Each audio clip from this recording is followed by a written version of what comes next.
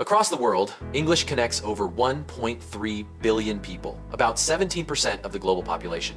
It's the universal language of business, diplomacy, and education, shaping opportunities for careers, learning, and connection. In Vietnam, most people understand this importance. Surveys show that nearly half of respondents see English as essential for their future, and another third rate it as very important. Yet, real proficiency remains a challenge.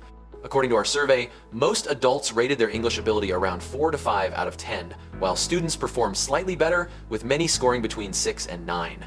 Despite growing awareness, fluency is still limited. The issue lies not in motivation, but in method. English lessons often focus on grammar and exams instead of real communication. As a result, learners know the rules but struggle to speak with confidence. This imbalance highlights a deeper problem: limited access to effective English education and a lack of awareness of its true value across Vietnam. I think the biggest problem Vietnamese learners face is limited access to quality English education and a lack of awareness about the importance of English. Tớ nghĩ là về vấn đề họ nói tiếng Anh, bởi vì họ có thể có kỹ năng nói chưa được tốt và còn kiểu lai giọng Việt vào ấy. In Vietnam, English is considered a vital skill for future success. Yet, despite growing awareness, many learners still struggle to use it confidently in real life. Our survey shows that 80.2% of respondents rated English as highly important, but 50.3% admitted to losing opportunities because of poor English skills. This gap reveals deeper barriers in both education and accessibility. Culturally, the education system remains teacher-centered, influenced by Confucian traditions that value memorization over communication. Students are trained to repeat grammar and vocabulary for exams rather than express ideas in real conversations. Research from the Ha-UI Journal of Science and Technology confirms that this discourages critical thinking and practical language use. As a result, 37.3% of students rated school or center English lessons only 3 out of 5 inches effectiveness.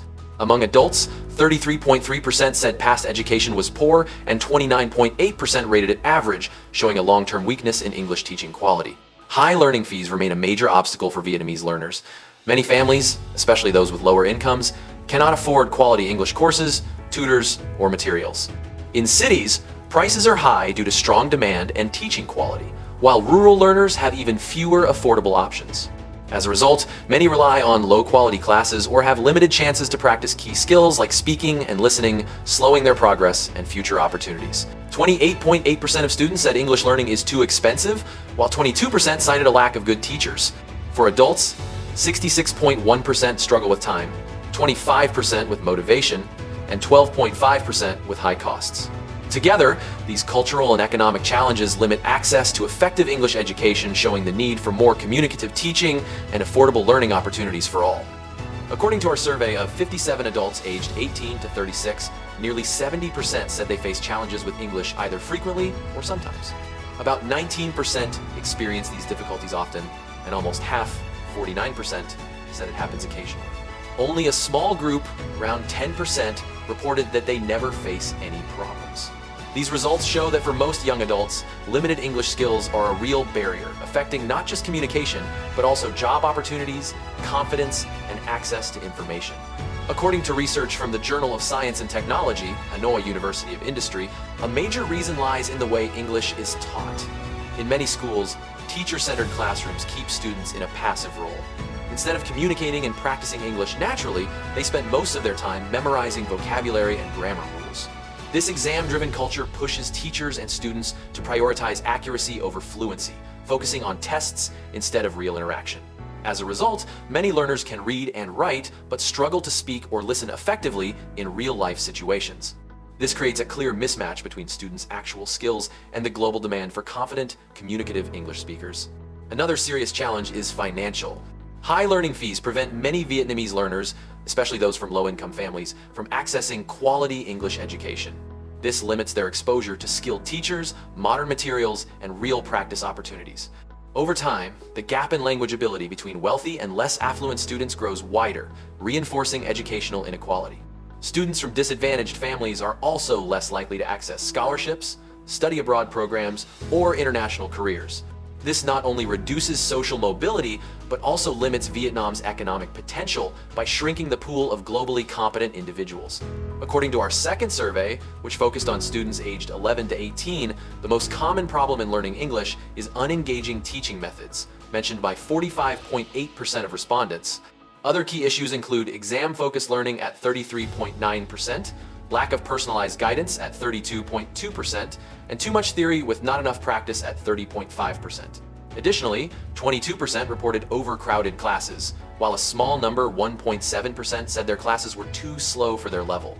Overall, both outdated, exam-oriented teaching and financial barriers continue to limit English proficiency and opportunity, preventing many talented Vietnamese learners from realizing their full potential in an increasingly globalized world.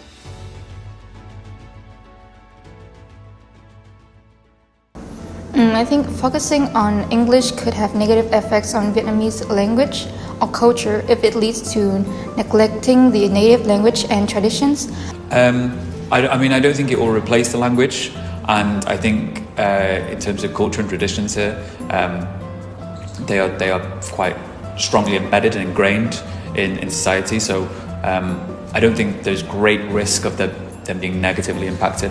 Chị nghĩ là nếu như mà mình học tiếng Anh đúng cách thì nó sẽ không ảnh hưởng quá là tiêu cực. Not everyone views the rise of English in Vietnam as entirely positive. Some worry that its growing dominance could gradually weaken the Vietnamese language and cultural identity. As English becomes a symbol of success, many young people begin to prioritize it over their mother tongue, using it more often in education, media, and even daily life. Over time, this shift may blur the unique expressions and values that have long defined Vietnamese culture. Yet, according to survey responses, many disagree with this concern. They believe English is simply a tool, a bridge to global connection and self-improvement, not a threat to national identity. For them, mastering English and preserving Vietnamese culture can go hand in hand. In their eyes, learning English doesn't mean losing who we are. It means gaining another voice to share our stories with the world. In the end, the influence of English in Vietnam depends on how we choose to use it. If approached with balance and awareness, English can empower rather than replace, helping Vietnam grow globally while staying rooted in its cultural heritage. The language itself is not the challenge. It's how we integrate it into our identity that truly defines its impact. English is no longer just a school subject, it is a life skill that shapes opportunities. Today, we present 3 key actions to strengthen English education in Vietnam. First, we need stronger national policies. We propose creating a rural education fund to support English teachers and learning materials, ensuring students outside big cities are not left behind. The government can also provide tax incentives for private English centers to open in rural provinces, expanding access where it's needed most. We also recommend integrating English for employability into national education and workforce strategies, and requiring schools to dedicate 15% of extracurricular time to English clubs and contests. As Dr. Nguyen Beef Ngoc shared on VTV24, systemic solutions like these are essential if English is to become Vietnam's true second language. Second, we need social campaigns to raise public awareness. This includes sharing success stories online, and this is where our project Fluentia plays a role. On our Facebook page, posts featuring real learners' journeys gain the highest engagement, proving that relatable stories motivate the community. We can also collaborate with influencers, host community dialogues, and organize public events like English Week or Speak Up Vietnam. According to Vietnam, VN, Speak Up 2025 attracted over 21,000 contestants, giving young people nationwide a platform to practice English and build confidence. This shows that public campaigns truly make an impact. Finally, technology can break barriers.